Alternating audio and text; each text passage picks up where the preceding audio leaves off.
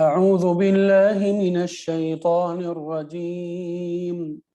بسم الله الرحمن الرحيم. تلك حدود الله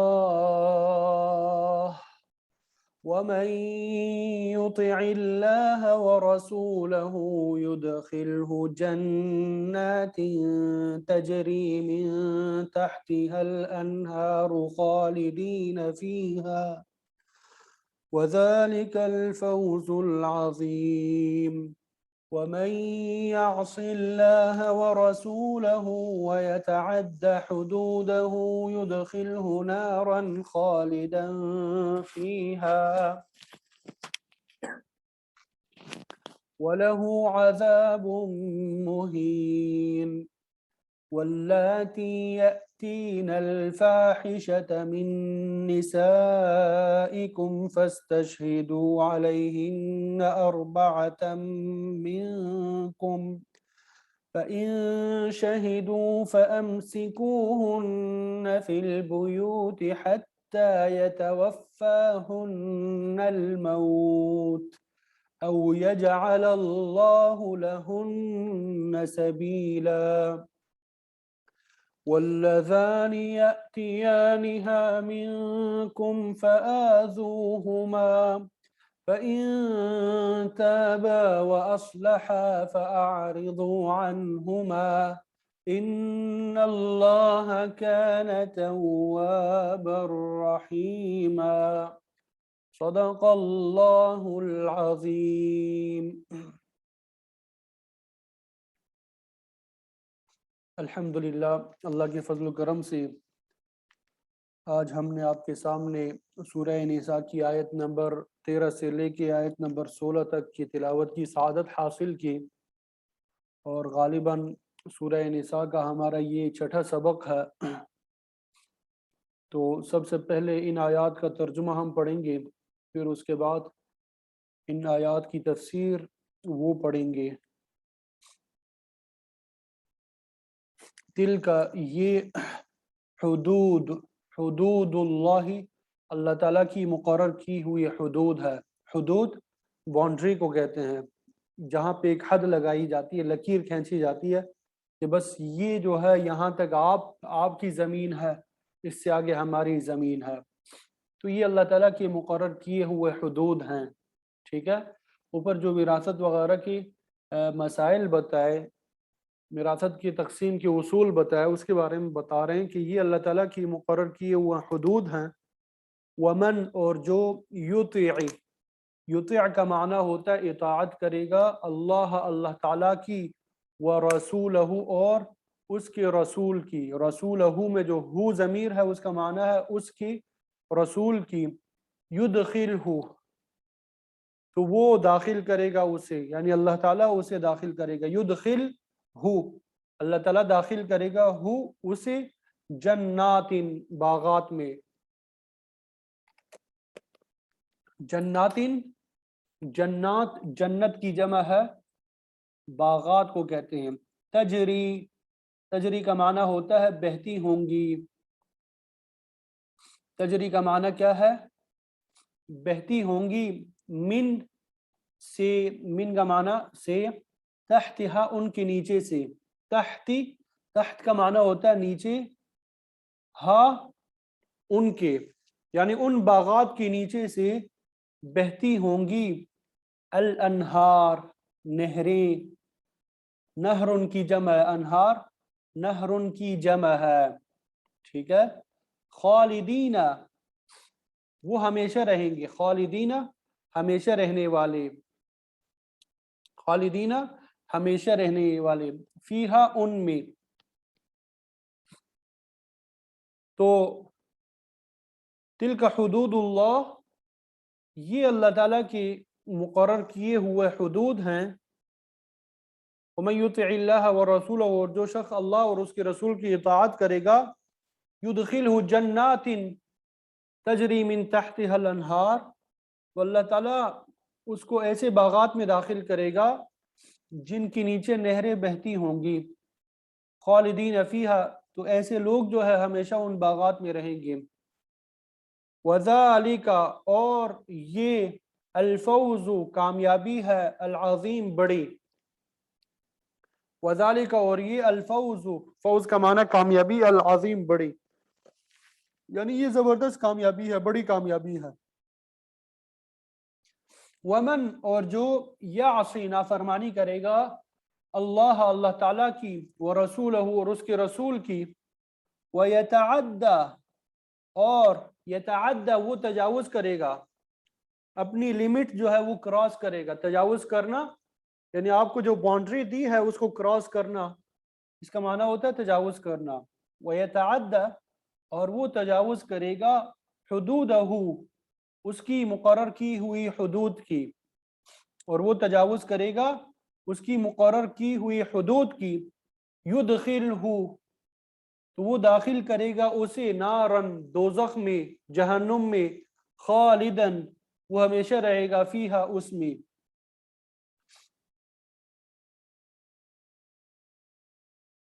तो जो शख्स अल्लाह और उसके रसूल की नाफरमानी करेगा और उसकी मुकर्रर की हुई हुदूद से तजावुज करेगा तो अल्लाह ताला उसे क्या करेंगे, जहन्नुम में दाखिल फरमाएंगे। अल्लाह ताला उसे क्या फरमाएंगे, जहन्नुम में दाखिल फरमाएंगे। ठीक है,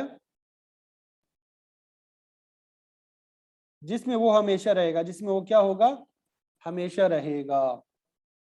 वलहू और लहू उसके लिए आज़ाबुन आज़ाब होगा, मुहीनुन जलील करने वाला, अहान युहीन इहानतन तौहीन आमेज। मुहीन का माना क्या होता है, जलील करने वाला। मुहीन का माना क्या, जलील करने वाला। और उसको ऐसा आज़ाब होगा जो उसे जलील करके रख देगा। वल्लाती और वो औरतें जो, अल्लाती वो औरतें जो, यतीना इर्तिकाब करें। अता यती इतियानन का माना होता है लाना, और आना भी होता है, आना और लाना, लेकिन इसका माना किसी काम को करने का भी है। तो इसके बाद जो काम लिखा होगा उसके इर्तिकाब करने के लिए भी ये इस्तेमाल होता है, यतीना और वो औरतें जो इर्तिकाब करे, अल्फाहिशता बदकारी की, अल्फाहिशता बदकारी, और वो औरतें जो इर्तिकाब करे बदकारी का, मिन से, निसाइकुम निसा औरतों को कहते हैं, कुम तुम्हारी, तुम्हारी औरतों में से, फस्तशहिदू तो इस्तशहिदू तुम गवाह बना लो। इस्तशहिदू का माना होता है गवाह बना लेना, फस्तशहिदू तो तुम गवाह बना लो। अलैहिन्ना उन पर, अरबाअतन चार, मिनकुम अपने में से।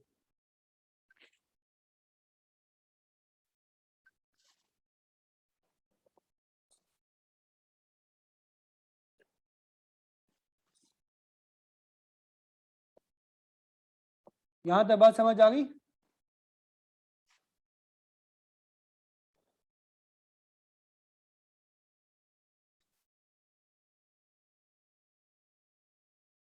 फस्तशहिदू अलैहिन्ना अरबाअतम मिनकुम तो गवाह बना लो उन पर चार अपने में से। फ़इन शहिदू तो तुम्हारी औरतों में से जो बदकारी का इर्तिकाब करे, फस्तशहिदू अलैहिन्ना अरबाअतम मिनकुम तो उन पर अपने में से चार गवाह बना लो। फ़इन बस अगर शहीदू वो गवाही दे, वो गवाह बन जाए उनकी बदकारी पर, उनकी बदकारी पर वो क्या बन जाए, गवाह बन जाए। फ़अम्सिकूहुन्ना तीन अल्फाज है, फ तो अम्सिकू, अम्सक युम्सिकु इमसाकन का माना होता है रोकना, रोक के रखना, हुन्ना उन्हें तो उन औरतों को रोक कर रखो। फ़अम्सिकूहुन्ना तो उन औरतों को रोक कर रखो। फिल बुयूती फी का माना में, अल बुयूत बैतुन की जमा है, बुयूत बैतुन की जमा है, बैत घर को कहते हैं, बुयूत घरों। तो उन औरतों को रोक कर रखो घरों में, हत्ता यहाँ तक के, हत्ता یہاں تک کہ یتوفاہن ان کا کام تمام کر دے، یتوفاہن ان کا کام تمام کر دے، الموت موت یعنی موت جو ہے ان کا کام کیا کر دے، تمام کر دے۔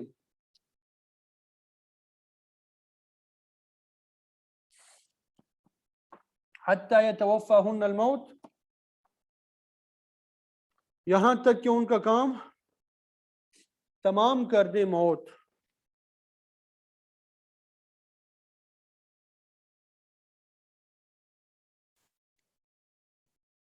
او یا یجعل بنا دے اللہ تعالی لہن ان کے لیے سبیلا کوئی راستہ۔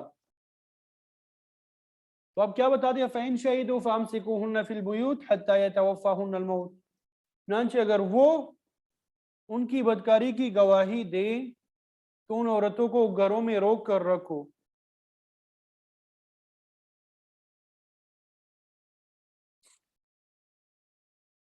حَتَّى يَتَوَفَّاهُنَّ الْمَوْتُ، یہاں تک کہ انہیں موت اٹھا کر لے جائے۔ او یجعل اللہ لہن سبیلا، یا اللہ تعالیٰ ان کے لیے کوئی اور راستہ پیدا کر دے، یا اللہ تعالیٰ ان کے لیے کوئی اور راستہ کیا کر دے، پیدا کر دے۔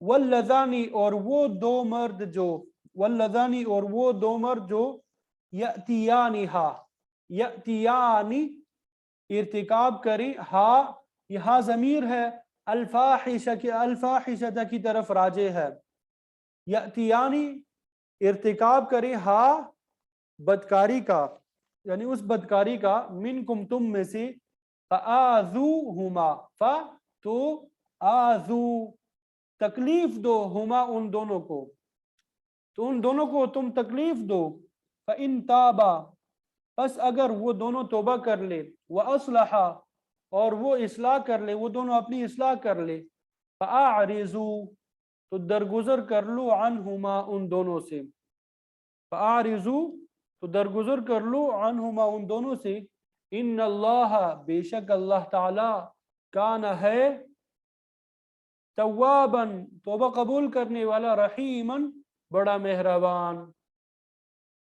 تو واللذان یأتیانہا منکم فآذوہما اور تم میں سے جو دو مرد بدکاری کا ارتکاب کریں تو ان کو اذیت دو، فإن تابا وأصلحا فأعرضوا عنہما تو پھر اگر وہ توبہ کر کے اپنی اصلاح کر لے تو ان سے درگزر کرو، ان اللہ کان توابا رحیما بے شک اللہ تعالی توبہ قبول کرنے والا، بہت توبہ قبول کرنے والا، بڑا مہربان ہے۔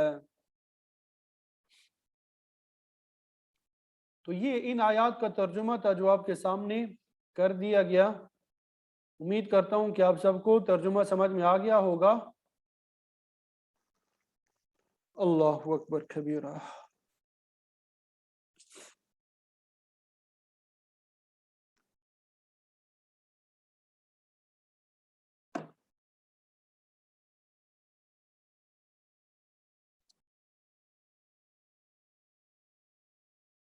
کل کے سبق میں ہم نے وراثت کے مختلف اصول پڑھے تھے۔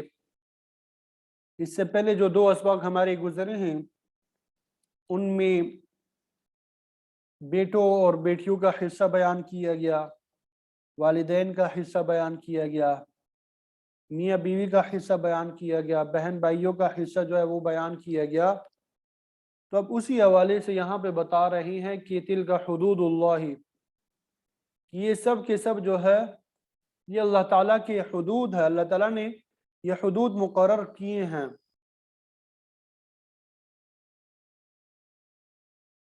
یہ اللہ تعالیٰ کی طرف سے کیا ہے، مقرر کیے ہوئے حدود ہے۔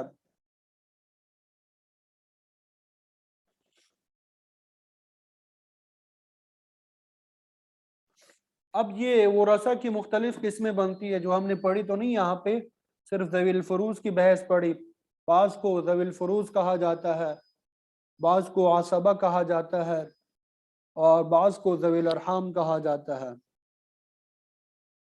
تو رشتہ داروں میں سے جو ذوی الفروز وہ ایسے رشتہ دار ہیں جن کے حصے اللہ تعالیٰ نے مقرر فرما دیے، کسی کا 8واں حصہ ہے، کسی کا 6واں حصہ ہے، کسی کا 4 ہے، اور کسی کا 2/3 اور کسی کا 1/3۔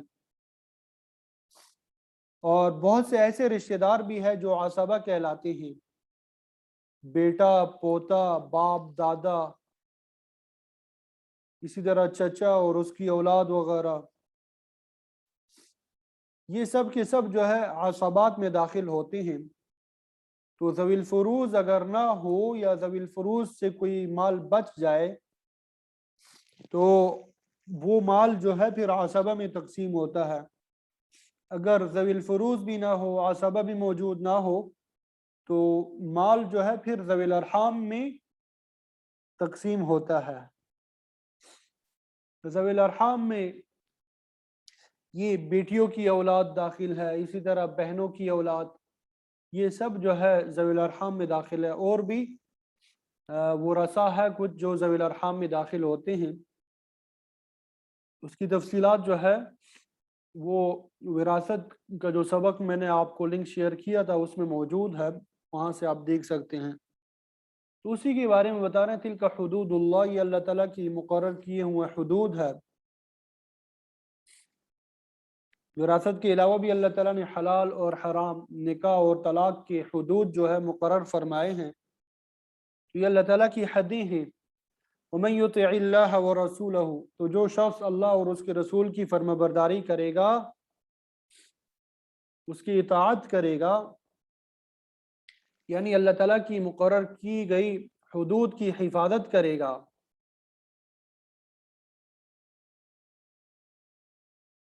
يُدْخِلْهُ جَنَّاتٍ تَجْرِي مِن تَحْتِهَا الْأَنْهَارُ، تو اللہ تعالیٰ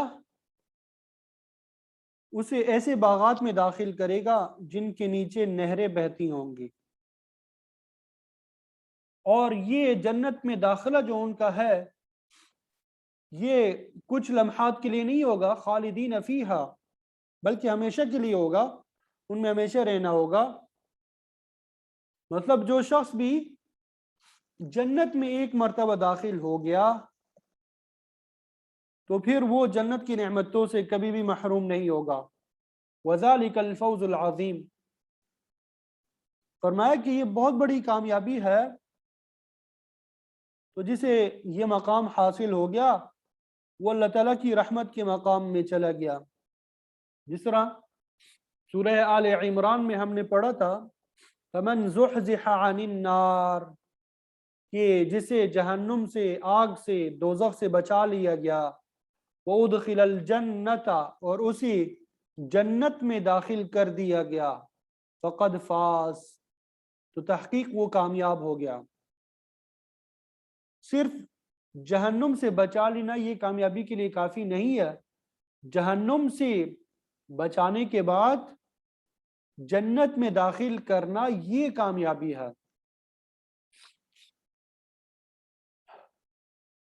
تو یہاں سے آپ کو قرآن مجید کا اسلوب جو ہے وہ بھی معلوم ہوا کہ اللہ تعالیٰ نے پہلے احکام بیان کیے، وراثت کے کیا کیے؟ احکام بیان کر دیے۔ احکام بیان کرنے کے بعد اب ان پر عمل کرنے کی ترغیب دے رہے ہیں اور ان احکامات کی مخالفت سے ڈرا بھی رہی ہیں۔ تو یہی تقوی ہے، یعنی تقوی ہی کے ذریعے انسان احکام پہ عمل کرتا ہے۔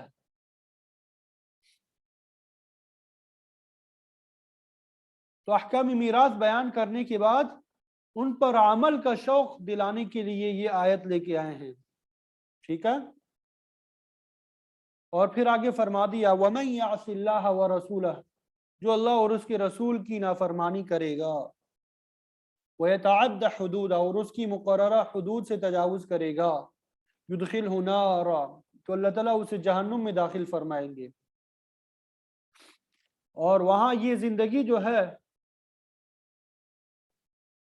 یہ کچھ لمحے کے لیے نہیں ہوگی، خالدن فیہا، اس میں ہمیشہ ہمیشہ رہنا ہوگا، خالدن فیہا، اس میں ہمیشہ ہمیشہ رہنا ہوگا۔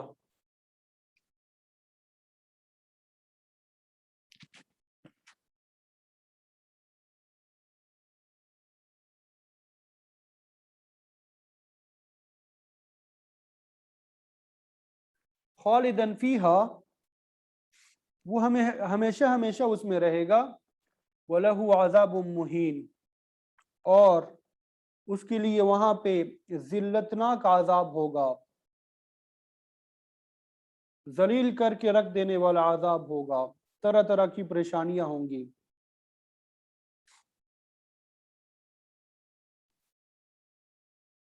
تمام صحابہ کرام رضوان اللہ تعالی علیہم مجمعین اور اہل حق کا اتفاق ہے کہ جس شخص کے دل میں ایمان کا نور ہوگا، توحید کا نور ہوگا، اسے ہمیشہ ہمیشہ کے لیے جہنم میں نہیں رکھا جائے گا۔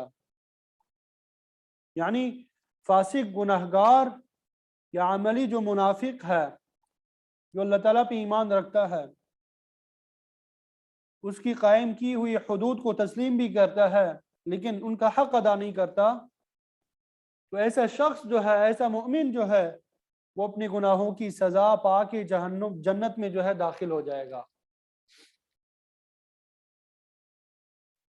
اور ہمیشہ جہنم میں صرف وہ لوگ جائیں گے جو کافر ہوں گے، مشرک ہوں گے، ان کا دل جو ہے نور ایمان سے خالی ہوگا، تو ایسے لوگ جو ہے دنیا میں بھی ذلیل و خوار ہوں گے اور آخرت میں بھی۔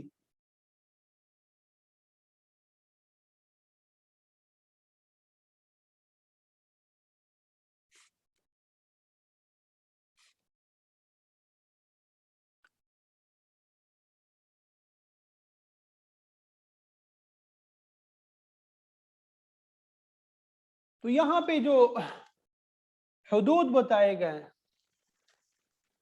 دائرے بتائے گئے، تو اب یہاں پہ دو قسم کے دائرے ہوتے ہیں، ایک دینداری کا دائرہ اور دوسرا دین کا دائرہ۔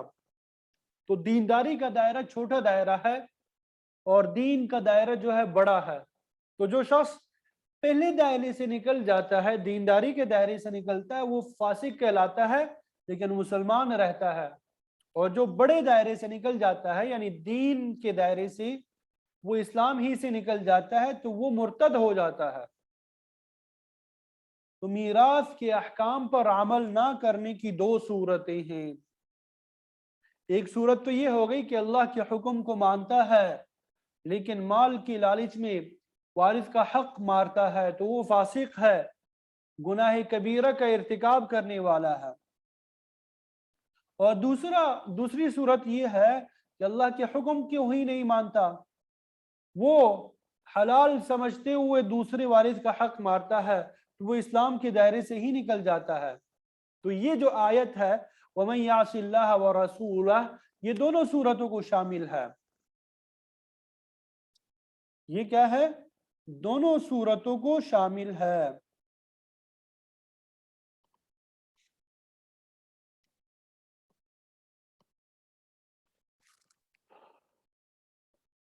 تو پہلی آیت میں ترغیب تھی اور دوسری آیت میں ترہیب تھی۔ دوسری آیت میں کیا ہے؟ ترہیب ہے۔ پھر آگے فرما دیا وَاللَّاتِي يَأْتِينَ الْفَاحِشَةَ مِن نِّسَائِكُمْ فَاسْتَشْهِدُوا عَلَيْهِنَّ أَرْبَعَةً مِّنكُمْ۔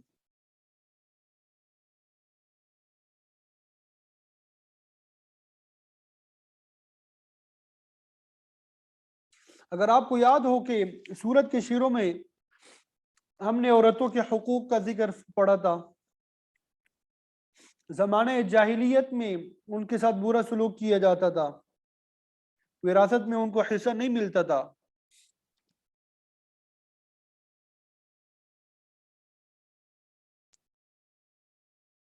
تو ان کے حقوق جو ہے وراثت میں اللہ تعالیٰ نے مقرر فرما دیے۔ اب یہاں سے عورتوں کی کچھ ذمہ داریاں جو ہے وہ بتائی جا رہی ہے۔ ان کو حقوق تو حاصل ہو گئے، اب ان کی تادیب کی جا رہی ہے۔ تو انسانی جو معاشرہ ہوتا ہے اس کی بنیاد دو چیزوں پر ہوتی ہے، ایک مال پر اور دوسری ربط، رابط، ربط۔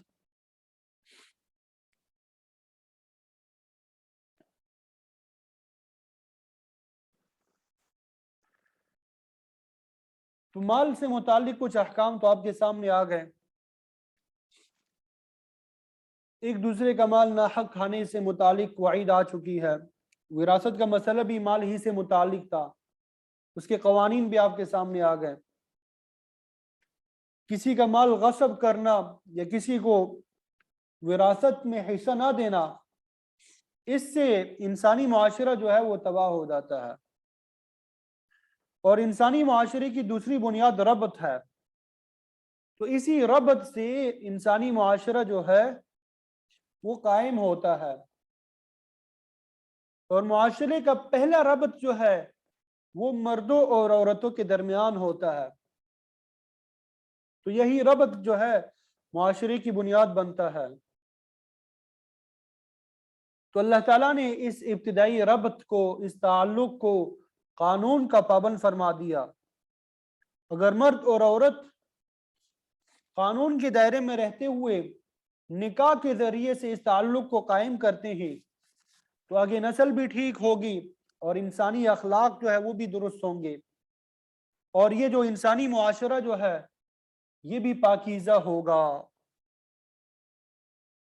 اور معاشرے کے تمام افراد اپنی اپنی ذمہ داریاں پوری کریں گے۔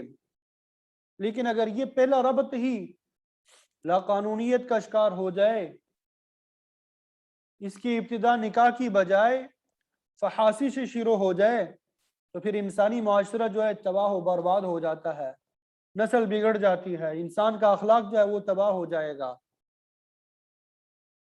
دنیا میں بھی ذلت کا منہ دیکھنا پڑے گا اور آخرت میں بھی رسوائی ہوگی۔ تو اس ربط کو خراب کرنے والا عمل جو ہے قابل تعزیر ہے، جرم ہے۔ تو اللہ تعالیٰ نے معاشرے سے عیاشی اور زنا جیسے برے افعال کے خاتمے کے لیے ابتدائی طور پہ یہ تعزیر لگائی، جو آج کے سبق میں ہم پڑھیں گے انشاءاللہ۔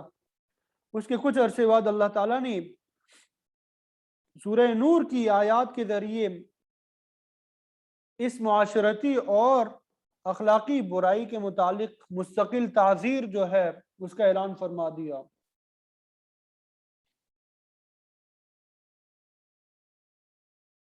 تو اللہ رب العزت نے فرمایا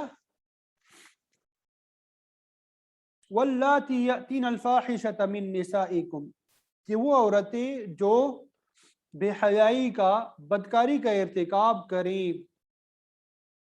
من نسائکم، تمہاری عورتوں میں سے۔ تو یہاں پہ الفاحشہ کا جو لفظ آیا ہے اس سے مراد زنا ہے۔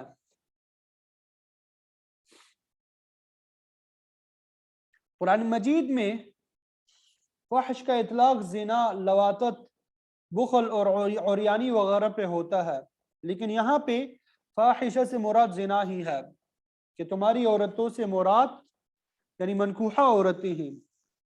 مطلب یہ کہ اگر شادی شدہ عورتیں زنا جیسے برا عمل کریں فَاسْتَشْهِدُوا عَلَيْهِنَّ أَرْبَعَةً مِّنْكُمْ،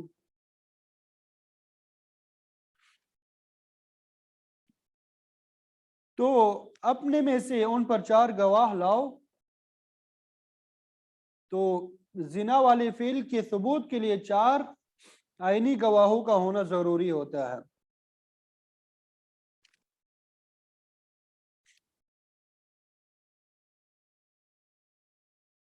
اس سے اگر کم ہوں گے تو پھر وہ کافی نہیں ہے۔ مطلب شریعت نے عاقل بالغ ایسے 4 مرد گواہوں کی شہادت کو لازمی قرار دیا جنہوں نے اس فعل کو اپنی آنکھوں سے دیکھا ہو۔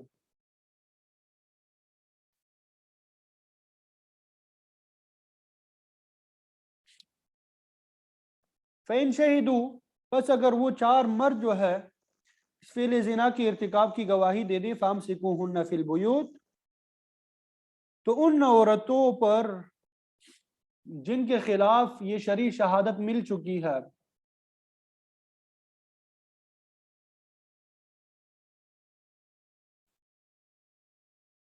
اپنے گھروں میں ان کو قید کرو، انہیں باہر جانے کی اجازت نہ دو۔ تو ابتدائے اسلام میں اللہ تعالیٰ نے بدکاری کرنے والی عورتوں کے لیے یہ حکم مقرر فرمایا تھا کہ جب زنا کا فعل جو ہے وہ ثابت ہو جائے گواہوں کی موجودگی میں، تو پھر انہیں گھروں میں نظر بند کر کے رکھا جائے. کب تک بند رکھنے؟ حتی یتوفاہن الموت، یہاں تک کہ انہیں موت آ جائے. او یجعل اللہ لہن سبیلا، یا اللہ تعالیٰ ان کے لیے کوئی اور راستہ بنا دے. تو یہاں پہ ایک تو عمر قید کی سزا دی، اور ساتھ ساتھ میں اللہ تعالیٰ نے یہ بھی اشارہ فرما دیا کہ اس سزا کے علاوہ کوئی دوسری سزا بھی مقرر کی جا سکتی ہے. چنانچہ پھر سورہ نور کی آیت نازل ہوئی، الزانیۃ والزانی فاجلدوا کل واحد منہما 100 جلدہ، کہ زانی عورت اور زانی مرد میں سے ہر ایک کو 100 کوڑے لگائے جائیں گے.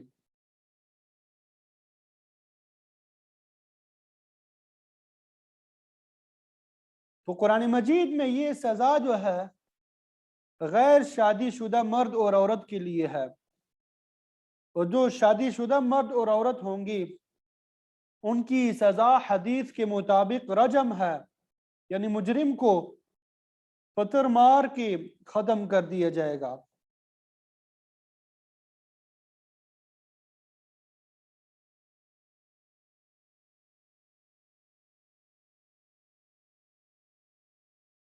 پھر آگے اگلی آیت میں فرمایا وَاللَّذَانِ يَأْتِيَانِهَا مِنْكُمْ، کہ اگر وہ دو مرد جو تم میں سے بے حیائی کا کام کرتے ہیں، یعنی زنا کے مرتکب ہوتے ہیں، فَآذُوهُمَا، تو ان دونوں کو ایذا پہنچاؤ، ان کو مارو پیٹو، ان کی توہین اور تذلیل کرو. تو عورتوں کی سزا کی طرح مردوں کی سزا بھی ابتدائی زمانے میں یہی تھی. بعد میں جب سورہ نور نازل ہوئی تو پھر یہ سزا جو ہے موقوف ہو گئی. بعض مفسرین یہ فرماتے ہیں کہ یہاں پہ جو وَاللَّذَانِ يَأْتِيَانِهَا مِنْكُمْ، اس سے مراد دو مردوں کی آپس میں ہم جنسی یعنی لواطت ہے، یعنی دو مرد جب آپس میں لواطت کرے تو اس کی سزا بتائی گئی کہ مار پیٹ وغیرہ مقرر کی گئی ہے، جسے بعد میں منسوخ کر دیا گیا. البتہ فقہائے کرام کا ہم جنسی کی سزا کے حوالے سے اختلاف ہے. امام مالک، امام شافعی صاحب رحمۃ اللہ علیہ، امام احمد بن حنبل رحمۃ اللہ علیہ اور امام محمد، امام ابو یوسف فرماتے ہیں کہ دو مردوں پہ بھی وہی حد جاری ہونی چاہیے جو ایک مرد اور ایک عورت کی صورت میں جاری کی جاتی ہے اگر وہ شادی شدہ نہیں، یعنی 100 کوڑے لگائے جائیں. لیکن اگر شادی شدہ ہے تو انہیں بھی سنسار کر دیا جائے. لیکن امام اعظم ابو حنیفہ رحمۃ اللہ علیہ فرماتے ہیں کہ لواطت کے جرم پہ زنا کی حد نہیں لگے گی، لیکن قاضی جو بہتر سمجھے اس کے مطابق عمل کیا جائے گا.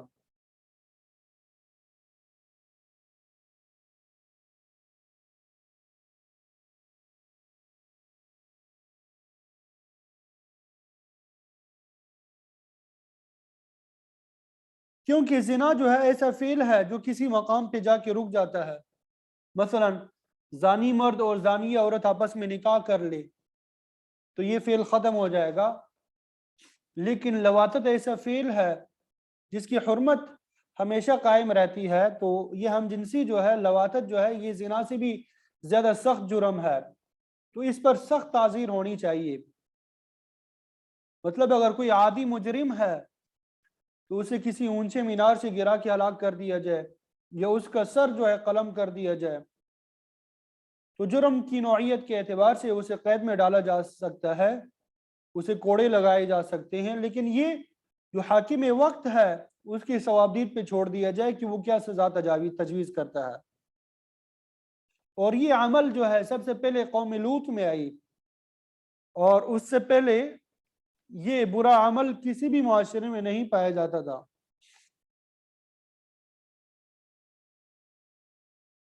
تو اس فعل بد کے مرتکب دو افراد کے متعلق فرمایا فآذوہما کہ انہیں ایذا پہنچاؤ، فإن تابا تو اگر وہ دونوں توبہ کر لی، وأصلحا اور اصلاح کر لی، یعنی اس غلط کام کی قباحت کو سمجھ کے اپنے فعل پہ نادم ہو، پشیمان ہو، اور پھر آئندہ کے لیے اس فعل سے توبہ کر لے، اپنی اصلاح کر لے، تو پھر فرمایا فأعرضوا عنہما تو ان سے اعراض کر لو، درگزر کر لو، اور آئندہ پھر انہیں کوئی تکلیف نہ دو، یعنی یاد کرا کے عار مت دلاؤ،